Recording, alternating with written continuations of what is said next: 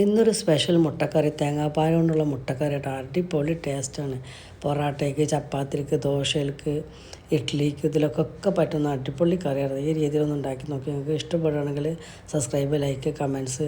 കണ്ടില്ല തോന്നുന്നുണ്ട് അടിപൊളി ടേസ്റ്റ് ഉണ്ടെന്ന് പറയുന്നുണ്ട്. ഞാനത് കഴിച്ചു, നല്ല ടേസ്റ്റ് ആയിരുന്നു. ഈ രീതിയിലൊന്ന് കറിയൊന്നും ഉണ്ടാക്കി നോക്കി.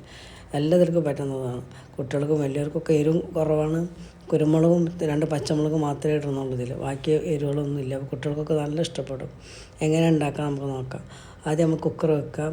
അതിലേക്ക് വെളിച്ചെണ്ണ ഒഴിച്ച് കൊടുക്കുക. നല്ല നാടൻ വെളിച്ചെണ്ണ ഒഴിച്ച് കൊടുക്കുക. എന്നിട്ട് പട്ട, ഗ്രാമ്പ്, തക്കോല, ഏലക്കായ്, കറാമ്പൂക്ക് ഇതൊക്കെ ഇട്ടിട്ടൊന്ന് പൊട്ടി വരുമ്പോൾ ഒരിത്തിരി ഇഞ്ചി മുറിച്ചിട്ട് കൊടുക്കുക. പിന്നെ അതിന് ഇത്തിരി വെളുത്തുള്ളി മുറിച്ച് 5-6 വെളുത്തുള്ളി മുറിച്ചിട്ട് കൊടുക്കുക. പിന്നെ 2 സവാള മുറിച്ചിട്ട് കൊടുക്കുക. അതിൽ ആവശ്യത്തിന് ഉപ്പിട്ട് കൊടുക്കുക.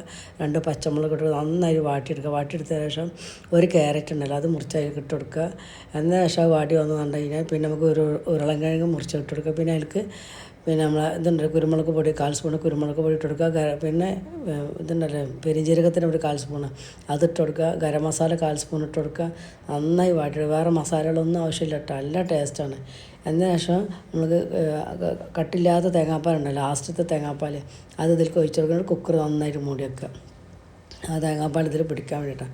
എന്നിട്ട് 5-6 അണ്ടി വെള്ളത്തിലിട്ട് നന്നായിട്ട് അരച്ചെടുക്കുക. അത് ഒഴിക്കുക. എന്നതിന് ശേഷം നമ്മൾ പുഴുങ്ങിയ മുട്ട ഉണ്ടല്ലോ അതൊന്ന് വരിഞ്ഞെടുക്കുക.